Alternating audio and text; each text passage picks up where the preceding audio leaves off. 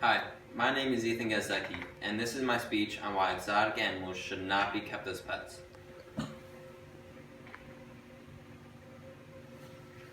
Exotic animals are wild animals that should be kept in the wild. Too many people are buying these animals, which is only causing problems for both the owners and the pets. Many people are buying these exotic pets, and there can't even be research on how many people are buying them because the majority of the states don't even have accurate records of how many exotic animals are entering their state. Research shows that exotic animals need special care that someone cannot usually provide, which makes the animal suffer. There are many different types of exotic animals, but the most famous ones are monkeys, tigers, and mountain lions. In this quick video, you'll see how dangerous it is keeping the exotic pets and how many are likely to be held. Lions in living rooms, baby bears in the front yard, and monkeys in high chairs. Cute when little, but deadly when grown. At least 60 deaths have been attributed to wild animals in homes and unlicensed zoos in the past 20 years. These are some of the most powerful animals in the world. And the last place they should be is confined in our homes.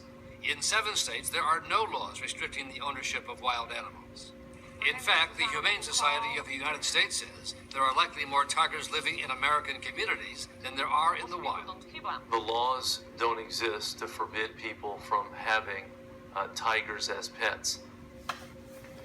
As you saw in that video, there are more likely more tigers living in American communities than there are in the wild, which is very dangerous because research shows that having an exotic pet is more dangerous and it takes a lot more caring, and if they don't get the care that they need, then they could either lash out or suffer or even die. People think that taking care of the animal is as easy as it was buying it. Because people can buy these animals from more than 1,000 internet sites and have their own private bidding wars on them. Selling protected wildlife in stores, auctions, or on the internet is one of the biggest sources of criminal earnings, behind only smuggling and drug trafficking. Animals are captured and transported to various countries to be held as pets. These animals are dragged into a new habitat, which can be confusing for the animal. Animals that aren't bought are surplus from zoos. So even if they are lucky enough to not get picked, they still have no freedom because they are given to zoos so that they can rot out their lives just getting looked at. Backyard breeders also supply exotic animals. Research shows that most animals from backyards were the ones with the most owner attacks. This is because backyard breeders don't take care of their animals at all. And when people buy them, they could most likely be attacked or get a disease. Which brings me to my second point. Not only can the animals lash out and attack their owners, but they can also transmit diseases to them. Normal house pets don't carry these harmful diseases, but reptiles can carry Salmonella bacteria, and monkeys can carry the herpes B virus. No other household pet can carry these types of diseases and transmit them to their owners. Salmonella is associated with exotic pets and has been described as one of the most important public health diseases, affecting more people and animals than any other disease. These diseases could be less of the people's worries because if the animal was or is not getting taken care of properly, then they will lash out and attack their owner. The majority of the exotic pets are purchased as babies, but they become unmanageable and aggressive as they age, which is the opposite for house pets. Born Free USA has documented over 1,500 attacks, escapes, and other incidents, including exotic pets, since 1990.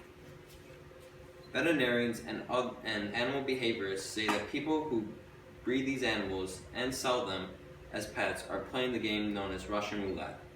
It's a gross misrepresentation to sell these animals as pets, and a lot of people don't mind this game because they think that nothing will happen to them.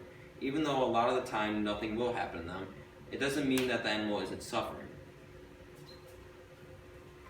Keeping exotic animals not only affects you, but it also affects the animal's health as well. Research shows that house pets don't need as much special care as exotic pets need, which a lot of people don't realize, which ends up with the animal being abandoned. Exotic animals aren't meant to be kept in their habitat because they require housing, diet, and maintenance that the average person cannot provide. The most important thing to do when buying an exotic pet is to do your research, because a lot of people don't do this and they just try to get the cutest one. Typically, when people get exotic pets, they often change the nature of the animal rather than the nature of the care. Some owners make their animal suffer by barren enclosures, chaining, beating, or even painful mutilations such as declawing or tooth removal. When someone decides they can no longer take care of their pet, they will usually turn them into the zoos and abandon them. Parrots may have their beaks taped and their feet stuffed in plastic tubes that can easily be hidden in luggage. There are only 1,200 to 2,000 tigers left in the world due to primarily to habitat loss and hunting. According to the World Wildlife Foundation, the tiger population has declined by 95%. Many animals don't survive their journey from homes, and those who do survive often suffer in captivity and die prematurely. In conclusion, exotic animals should not be kept as pets, and not only is it dangerous because they could attack you, but they can also transmit diseases to you. And that is why animals in the wild should stay in the wild. And thank you for your time. That is all.